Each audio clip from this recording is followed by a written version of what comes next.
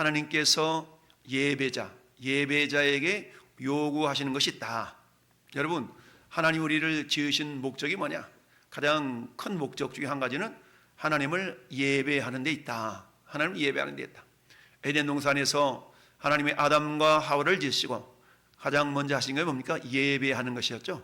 예배는 하나님과의 거룩한 만남이요, 생명의 교통이 있는 시간이다 라고 말씀드렸습니다. 즉 예배라는 것은 예배를 받으시는 하나님과 예배를 드리는, 예배하는 사람과의 관계성 속에서 이루어지는 것이죠.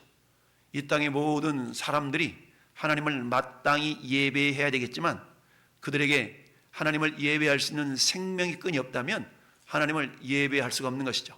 그러나 저는 여러분들은 이 시간 하나님을 예배할 수 있는 까닭은 하나님과의 생명의 끈이 연결되어 있기 때문에 우리는 하나님을 예배할 수가 있다라는 얘기입니다. 여러분, 구약 성경에 있어서 처음으로 예배라는 단어가 등장하는 것이 오늘 함께 읽은 22장 5절에 있습니다. 우리 5절만 같이 다시 읽어볼까요? 이에 아브라함이 종들에게 이르되 너희는 나귀와 함께 여기서 기다리라.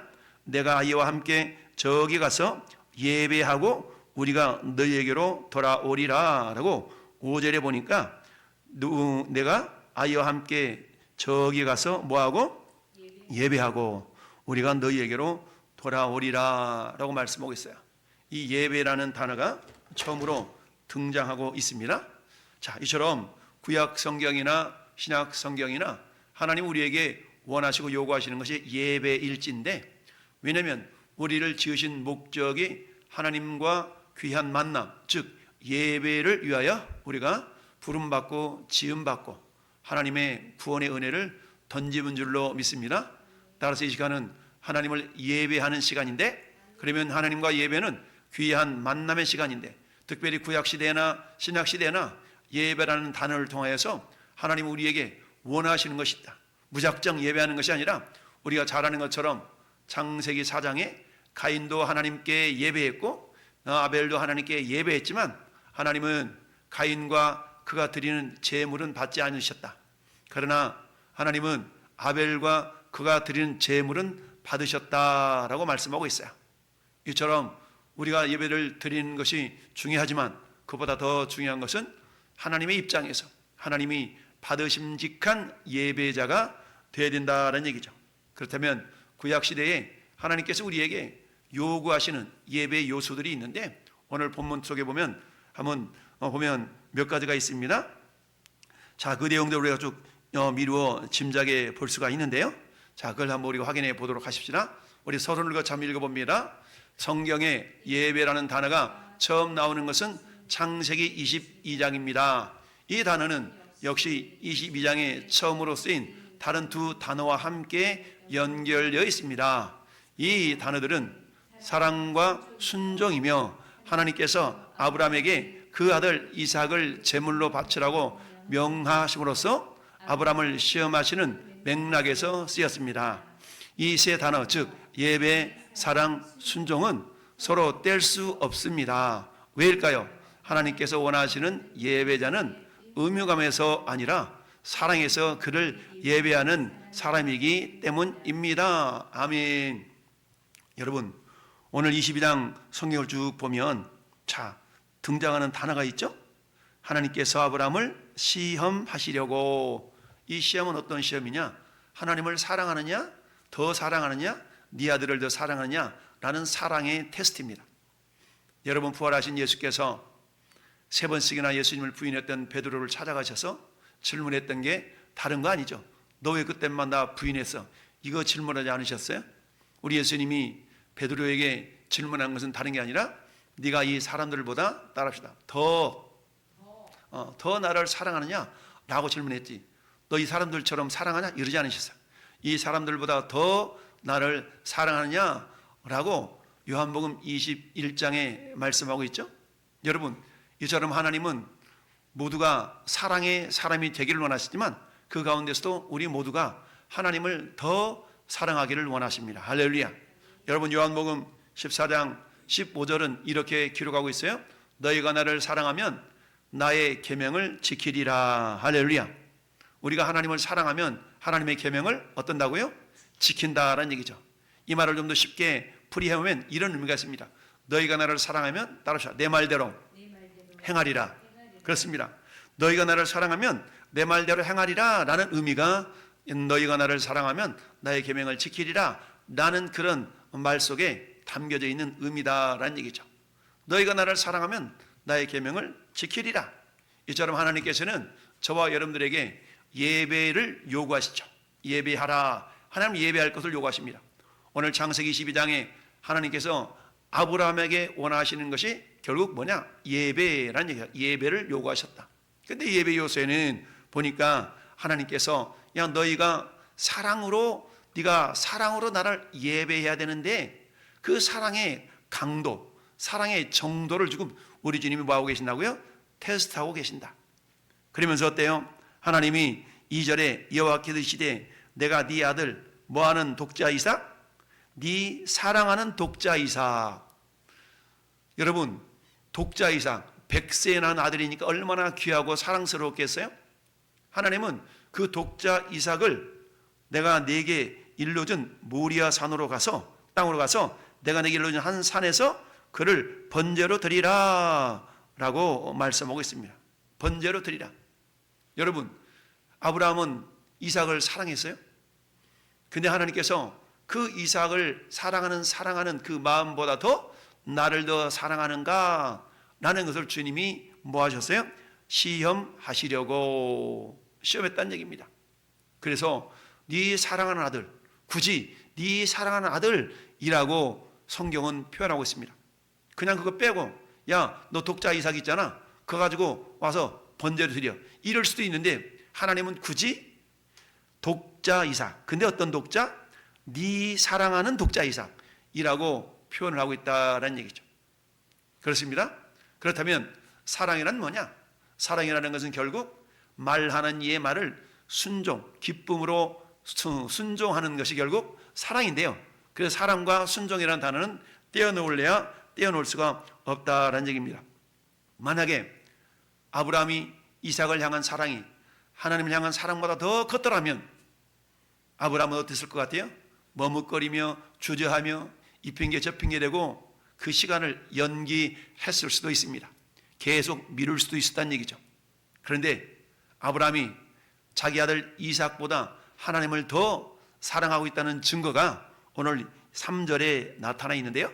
3절 말씀 보면 아브라함이 아침에 일찍 일어나 나귀의 안장을 지우고 여러분 아침에 일찍 일어나서 뭐 하는 겁니까?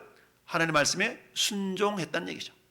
여러분 주님이 말씀하셨는데 아침에 일찍이 출발한 것이 아니라 늦지막이 출발할 수도 있잖아요. 그런데 아브라함은 어땠어요? 하나님의 말씀이 떨어지게 무섭게 아침 일찍 일어났다는 얘기입니다. 일찍 일어나서 준비했다는 것입니다. 이처럼 하나님께서 우리에게 예배자들에게 요구하시는 것이 있는데 그것은 크게 사랑과 순종 두 가지 요소인데 뿐만 아니라 더 다른 요소가 있기는 하죠. 자, 그렇다면 오늘 보십시다. 구약 성경에서 예배는 어떤 의미가 있는가? 여러분 창세기 22장에 쓰인 예배에 해당되는 단어가 히브리어로 한번 고백할까요? 샤하.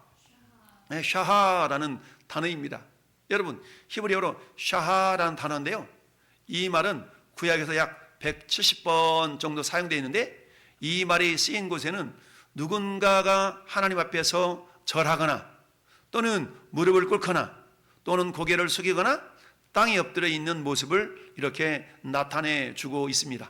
따라서 이 샤하의 진정한 의미는 예배의 외적인 표현을 훨씬 뛰어넘는 그 무엇보다도 우리의 마음과 깊은 관련이 있습니다. 즉 예배의 내적 태도를 말하는 것이다 라는 얘기죠. 예배는 우리의 행동보다 우리가 어떤 사람인가와 관련이 있습니다. 여러분 나는 그 사람을 잘 알아 라는 것과 나는 그 사람을 사랑해 라는 것과 그 사람을 아는 것보다 더 깊은 모습은 사랑하는 것이죠.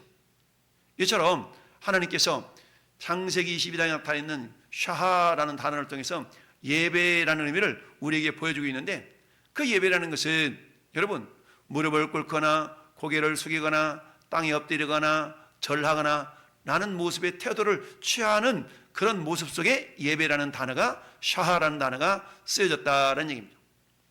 여러분, 우리 예배라는 단어가 신약성경에는 프로스키네오라는 단어라고 그랬죠. 프로스키네오. 이 프로스키네오라는 단어는 합성어라고 그랬어요. 프로스라는 단어와 퀴온이라는 단어가, 프로스퀴온이라는 단어가 합쳐진 단어라고 했어요. 프로스라는 말은요, 전치사로서 무엇을 향하여, 어디들을 향하여, 이런 의미가 있어요. 퀴온이라는 단어는 사냥개라는 의미가 있다고 그랬죠. 그러니까 신약 성경에 있어서 예배라는 단어는 프로스퀴네온인데, 이것은 프로스라는 단어와 퀴온이라는 두 단어가 합쳐졌어요. 마치 사냥개가 주인의 입술에서 어떤 말이 떨어질까라고 이렇게 무릎 꿇고 주인의 입을 쳐다보는 모습과 같은 그런 그 의미가 담겨져 있는 단어가 신약 성경에서의 예배라는 단어예요. 근데 신약 성경의 프로스퀴네온이라는 단어나 구약 성경의 샤하라는 단어는 거의 개념이 같은 거예요. 같은 의미가 있어요. 따라서 자, 같이 또 한번 보면 이스라엘 백성들은 외적인 예배는 올바르게 드렸지만 그 마음은 예배에서 멀어져 갔던 것이죠. 이사야 시대 때 하나님께서 그런 이스라엘 백성들의 모습을 이렇게 말씀합니다. 너희가 손을 펼 때에 내가 내 눈을 너희에게서 가리고 너희가 많이 기도할지라도 내가 듣지 아니하리니 이는 너희의 손에 피가 가득함이라 라고 주님이 말씀하셨어요. 여러분, 이 말씀은 이사야 1장 말씀인데요, 이렇게 말씀하고 있습니다. 자, 1장 15절 같이 읽어봐요. 너희가 손을 펼 때에 내가 내 눈을 너희에게서 가리고 너희가 많이 기도할지라도 내가 듣지 아니하리니 이는 너희의 손에 피가 가득함이니라. 아멘. 여러분, 손에 피가 가득하다는 얘기는 죄악이 가득하다라는 의미죠. 그러니까 죄악이 가득한 상태에서 외적인 모습으로 예배하고 기도하는 그런 모습을 취했지만 하나님 그 모습을 받지 않으셨다라는 얘기죠. 자, 그렇습니다. 구약에서 하나님은 그 백성들이 샤하 마음을 갖기를 요구하셨어요. 즉 샤라는 것은 행위적인 면에서 무릎을 꿇고 절하고 이런 것도 중요하지만 그 마음의 중심이 하나님을 향하여서 그런 자세를 취하고 있는가라는 것을 주님이 원하고 계셨다는 얘기입니다. 몇 가지 성경 구절만을 통해서 우리가 한번 확인해 본다면, 여러분 출애굽기 4장 29절부터 31절 같이 읽어봐요. 모세와 아론이 가서 이스라엘 자손의 모든 장로들을 모으고 아론이 여호와께서 모세에게 이르신 모든 말씀을 전하고 그 백성 앞에 이적을 행하니 백성이 믿으며 여호와께서 이스라엘 자손을 찾으시고 그들의 고난을 살피셨다 말씀을 듣고 머리 숙여 경배하였더라. 저 경배라는 단어가 샤하라는 단어거든요. 근데 이 샤하라는 단어가 어떤 단어하고 같이 이렇게 엮어져 있어요? 머리 숙여. 머리 숙여라는 단어와 함께 쓰여지고 있다는 얘기죠. 즉 예배라는 의미 속에는 머리 숙여라는 그런 개념이 포함되어 있는데, 머리 숙여 경배했다는 말은 그만큼 우리의 마음 자세가 겉으로 드러나는 행동뿐만 아니라 마음으로도 머리를 숙여서 하나님께 향해야 된다는 의미가 담겨져 있다는 얘기죠. 이게 샤하의 모습인데, 역대상 29장 20절에도 여러분 다윗이 성전을 지어놓고 하나님을 향하여서 성전을 지을 준비를 해놓고 하나님을 향해서 고백했던 고백입니다. 한번 읽어볼까요? 다윗이 온 회중이 이르되 너희는 너희 하나님 여호와를 송축하라 하며 회중이 그의 조상들의 하나님 여호와를 송축하고 머리를 숙여 여호와 경배하고 절하고 그랬죠? 머리를 숙여 여호와 왕에게 절하고, 저기서 절하고 절하다라는 그 단어가 샤하라는 단어예요. 예배하다는 단어입니다. 근데 그 자세가 어떻다고요? 머리를 숙였다라는 얘기죠. 여러분, 느헤미야에서도 역시 마찬가지, 에스라가 백성들을 모으고 집회를 할 때에 그렇게 말씀하고 있습니다. 5절 6절에 에스라가 모든 백성 위에 서서 그들 목전에서 책을 펴니 책을 펼 때에 모든 백성이 일어서니라. 에스라가 위대하신 하나님 여호와를 송축하며 모든 백성이 손을 들고 아멘 아멘 하고 응답하고 몸을 굽혀 얼굴을 땅에 대고 여호와께 경배하니라. 아멘. 이때 샤하라는 경배, 예배라는 단어 앞에 서술을 하고 있는 동사가 뭐예요? 몸을 굽혔고 얼굴을 땅에 댔고 이런 모습인 것이죠. 이처럼 구약시대의 예배라는 단어 속에는 샤하라는 단어인데 이 단어에게는 육신적으로 외적인 모습으로 얼굴을 땅에 대고 허리를 굽히고 절하고 이런 모습도 중요하지만 그 내면의 모습을 하나님은 더 보기를 원하셨다는 얘기죠.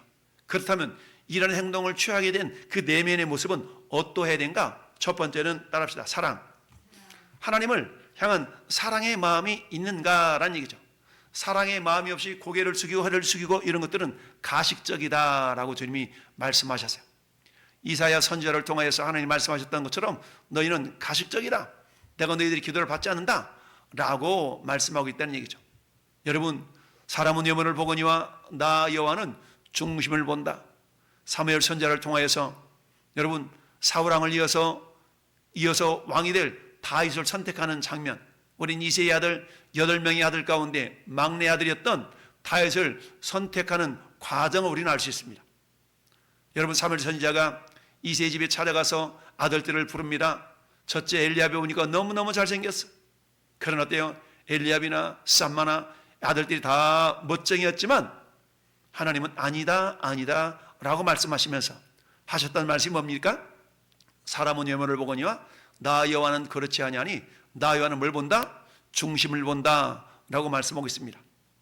이처럼 하나님이 예배에서 유혹하시는 것은 샤하의 마음을 갖고 허리를 숙이고 얼굴을 땅에 대고 이런 모든 것들은 결국 한 단어 사랑이라는 단어로 표현할 수가 있어요. 아브라함은 이삭을 매우 사랑했지만 하나님을 더 사랑했는가 안 사랑했는가를 주님은 보고 싶으셨던 것이죠. 여러분, 가장 큰 계명이 무엇이냐는 질문에 예수님의 신약성경 마태복음 22장 37절에 이렇게 말씀합니다. 마음을 다하고 그리고 목숨을 다하고 뜻을 다하여 주 너의 하나님을 뭐하라? 사랑하라 라고 말씀하셨어요. 그렇습니다. 여러분은 하나님께 대한 사랑 때문에 예배를 드립니까? 우리는 어떤 모습으로 예배를 드립니까? 때로는 사람들은 하나님께 대한 깊은 사랑이 아닌 다른 이유에 의해서 교회당에 예배당에 갑니다. 지혜로운 그리스도인이라면 자신이 교회당에 가는 이유가 무엇인지를 생각해 보아야 합니다. 여러분, 이 시간 명절을 맞이해서 온 가족들이 다 모여서 오늘 뭐 이렇게 가족들도 모이고 그러는데 오늘만큼은 좀 그렇지 뭐 이럴 수도 있어요. 그러나 그 가운데서도 야 우리 영상으로도 예배하자. 나 그러면 모여서 예배하는 성도들도 있겠고 이 시간이 예배 시간인지를 전혀 의식하지 못하고 그저 흘러가는 그런 사람도 있겠고 반응은 다양하다라는 얘기죠. 그러나 모든 것을 아시는 하나님은 그런 우리의 모습 속에서 네가 나를 사랑하는 마음이 있느냐라는 것을 지켜보고 계신다라는 얘기죠.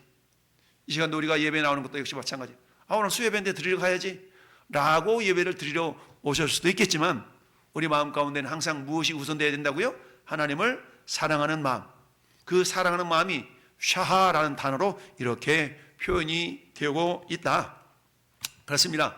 주님은 요한계시록 2장에서 에베소 교회 보내는 편지에서 그들이 처음 사랑을 버렸다라고 책망하셨어요. 그들은 명령을 받은 대로 많은 선행을 했어요. 하나님 보시기에 가장 중요한 것, 즉 선행을 했다 할지라도 그 무엇보다도 하나님을 사랑하는 것을 그들은 망각했다라고 주님이 책망을 하셨죠. 왜냐? 그들은 하나님보다 그 다른 것들을 더 사랑했다. 만약에 그들이 하나님을 사랑하는 데서 사랑하지 않는 데서 돌이켜 하나님을 사랑하는 쪽으로 돌이키지 않는다면 하나님께서 뭐라고 말씀하십니까? 그들의 빛의 존재를 그들로부터 옮기시겠다라고 말씀하셨어요. 여러분, 계시록 22장 2절부터 4절까지 우리가 한 목소리 읽어봐요. 내가 내 행위와 수고와 내 인내를 알고 또 악한 자들을 용납하지 아니한 것과 자칭 사도라 하되 아닌 자들을 시험하여 그의 거짓된 것을 네가 드러낸 것과 또 내가 참고 내 이름을 위하여 견디고 게으르지 아니한 것을 아노라. 여러분, 2절 3절만 보면 그 신앙의 모습이 엄청나잖아요. 굉장한 겁니다. 내가 내 행위, 수고, 인내, 악한 자들을 용납하지 아니한 것, 그리고 참고 내 이름을 위하여 견디고 게으르지 아니한 것, 얼마나 칭찬을 받을 만한 얘기입니까? 이거 내가 알아. 근데 있잖아, 그것보다도 너를 책망할 것이다. 4절, 그러나 너를 책망할 것이 있나니 너의 처음 사랑을 버렸느니라. 처음 사랑을 버렸다는 거죠.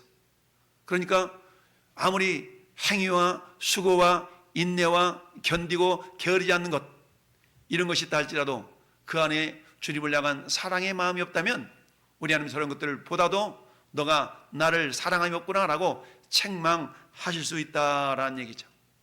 여러분, 두 번째로 우리는 하나님께서 예배자에게 요구하시는 것인데 그것은 따릅시다. 순종입니다. 여러분, 따라서 사랑과 순종은 떼어낼 수가 없다 그랬죠? 예배와 사랑과 순종은 떼어낼 수가 없다. 왜? 예배라는 단어 자체가 샤하라는 단어인데 이 샤하라는 단어는 얼굴을 땅에 대다, 허리를 굽히다, 이처럼 절하다라는 다양한 그런 의미가 함께 내포되고 있는데 이 샤하라는 단어를 사용할 때는 반드시 그와 같은 동작이 수반되는 그런 서술어가 함께 기록되어 있다라고 그랬어요. 두 번째는 순종입니다. 하나님이 아브라함에게 네가 사랑하는 아들 독자 이삭을 데리고 모리아 땅으로 가서 내가 너에게 지시한 한 산에 가서 그 아들을 번제로 드리라라고 주님이 명령하셨을 때 아브라함은 지체하지 않고 즉각적으로 순종한 것을 봅니다. 자, 그렇습니다. 성경에 있는 아브라함의 모습은 하나님의 명령에 복종할 태세가 되어 있는 사람의 모습이었어요. 이는 하나님께서 아브라함에게 본토 친척 아비집을 떠나 그가 한 번도 들어본 적이 없는, 가본 적도 없는 곳으로 여행을 시작하라고 하셨을 때부터 시작된 그의 삶의 방식이었습니다. 그는 진정한 예배자의 특징인 순종을 보여주었습니다. 여러분, 창세기 12장 1절 4절 같이 한번 읽어볼까요? 여호와께서 아브라함에게 이르시되 너는 너의 고향과 친척과 아버지 집을 떠나 내가 내게 보여줄 땅으로 가라. 아멘. 아직 보여줬어요? 안 보여줬어요? 안 보여줬어. 보여줄 땅으로 가라는 거죠. 근데 그곳 어때? 가봐야 보이는 거예요. 아브라함이 이런 하나님의 말씀 앞에 4절 말씀에 아브라함이 여호와의 말씀을 따라갔고 그랬죠. 이 말은 다른 말로 한다고 하면 뭐예요? 순종했고 이 말이죠. 오늘 함께 읽은 본문 22장 3절에도 아브라함이 아침에 일찍 일어나, 이건 어떤 모습이에요? 즉각적으로 순종하는 모습인 것을 봅니다. 여러분, 그렇습니다. 우리가 하나님의 명령에 기꺼이 순종할 자세가 되어 있지 않다면 이는 곧 예배할 준비가 되어 있지 않다라고 말할 수 있습니다. 순종은 예배의 핵심인 것이죠. 오늘도 하나님께서 나에게 예배를 통하여 말씀하시는데 그 말씀에는 명령의 요소가 포함되어 있지 않습니까? 우리는 어때요? 주님 말씀하시면 내가 나가리라. 주님 뜻이 아니면 내가 멈춰서리라. 내가 가고 서는 거 주님 뜻에 있으니 오 주여, 이처럼 우리가 예배를 통하여 주님이 들려주신 그 말씀 속에 담겨져 있는 약속과 명령, 이 두 가지 요소가 있는데 이 약속 이면에는 항상 명령이 우리에게 주어지고 있죠. 우리는 하나님 뭐라고 말씀하시는지 그 말씀 앞에 겸손히 순종할 준비가 되어 있는가라는 것을 늘 점검해 볼 수 있어야 됩니다. 이처럼 샤하라는 예배 단어 의미 속에는 하나님을 사랑하는 사랑과 무슨 말씀을 하시는지 내가 즉각적으로 복종하고 나아가려는 그런 순종의 요소가 다 같이 포함이 되어져 있다는 얘기죠. 다 구약시대에 예배자들에게 하나님 요구하셨던 건 사랑과 순종. 거기다 한 가지 더 생각해 본다면 따라합시다. 장소를 또 말씀하고 있습니다. 여러분, 하나님은 저 이집트에서 이스라엘 백성들을 건져내신 이후에 2달 만에 도착한 시내산에서 모세를 불러주셔서 율법을 주셨죠. 이처럼 하나님은 시내산에서 히브리 백성들에게 예배할 장소, 그가 머물 곳을 지으라라고 말씀하셨죠. 이 장소 곧 성막은 이 땅에서 하나님이 거하실 곳입니다. 성막은 드물게 거룩한 장소였으며 하나님이 계시는 곳이죠. 그것은 하나님의 존재가 임하는 곳이었습니다. 그것은 하나님이 그 백성을 만나서 제물을 받으시는 그런 곳이었죠. 여기서 우리는 처음으로 이 땅에도 거하시고자 하시는 하나님의 계획을 듣게 됩니다. 하나님은 천지에 충만하신 하나님이잖아요. 근데 굳이 성막을 지으라 하시고 그곳에서 하나님의 임재가 있는 것을 백성들로 하여금 느끼게 하시겠다라는 얘기죠. 이 장소는 그들이 예배를 드릴 장소가 될 것이며 하나님은 하나님과의 상호작용이 그를 예배하는데 근본적인 것을 확실히 하셨습니다. 여러분, 성막은 하나님의 만남의 장소, 하나님과 그 백성들을 위해서 구별된 장소죠. 예배를 받으시는 분과 예배자가 없이는 진정한 예배가 있을 수가 없죠. 여러분, 예배는 하나님의 백성들과 그들의 예배 대상이신 하나님이 만나는 데서 상호작용하며 보내는 것이죠. 이 시간 어때요? 예배하는 예배자들인 저와 여러분들과 예배를 받으신 하나님이 있기에 예배가 이루어지고 있는 것이죠. 따라서 예배라는 것은 어때요? 장소적인 개념, 구약시대에는 하나님께서 성막이라는 구별된 장소에서 하나님을 만나기를 원하셨다. 하나님이 만나기를 원하셨다라는 얘기죠. 그래서 하나님이 구약시대에 예배자들에게 요구하시는 것은 샤하라는 마음을 가지고 주님을 사랑하는 마음이 있는가? 두 번째, 순종하고자 하는 마음이 있는가? 그리고 때 구별된 장소에서 나를 예배하고 있는가라는 걸 주님이 원하시고 요구하셨다는 얘기입니다. 여러분, 결론을 읽어봅시다. 우리는 과연 얼마나 하나님 한 분만을 예배하는 데 헌신하고 있을까요? 우리가 선택하는 삶의 방식은 우리가 섬기는 신들을 반영합니다. 우리가 오직 한 분 진리이신 하나님 여호와만을 예배한다면 우리 삶은 하나님과의 일치하는 삶을 살 겁니다. 그리고 우리는 우리 사회에 신들과 문화에 거슬러서 살고 있는 우리 자신을 발견하게 될 것입니다. 세상에 수많은 신들이 있어요. 물론 하나님 보실 때 신, 그런 신의 개념이 아니라 스스로 하나님보다 더 귀하게 여기는 이 모든 것들을 신이라고 말할 수가 있죠. 그렇습니다. 세상에 수많은 신들이 있어요. 우리 마음을 하나님으로부터 이렇게 빼앗아가는, 이걸 다르게 표현한다 그러면 우상이라고도 표현할 수 있겠죠. 이 신들로부터 하나님은 우리의 마음이 하나님께로 향하기를 원하시더라.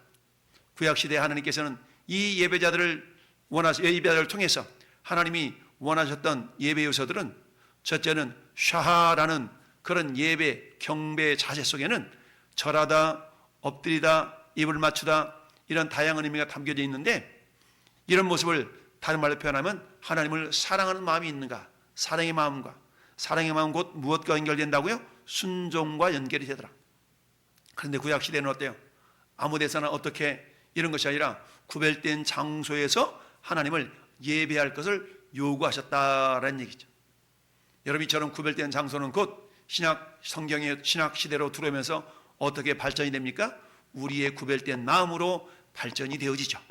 어찌하든 하나님은 예배하는 자가 영과 진리로 예배하라 하신 그런 신약 예수님의 말씀이 있기에 앞서서 이미 구약 시대부터 하나님께서 우리에게 예배자들에게 요구하셨던 그런 요소가 있었음을 기억하면서, 오늘도 하나님, 과연 나는 예배할 때 주님을 사랑하는 마음을 가지고 예배하는가?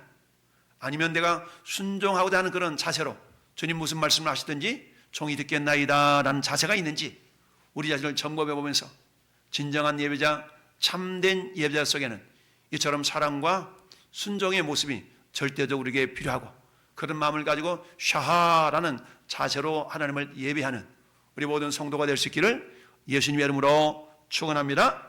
아멘.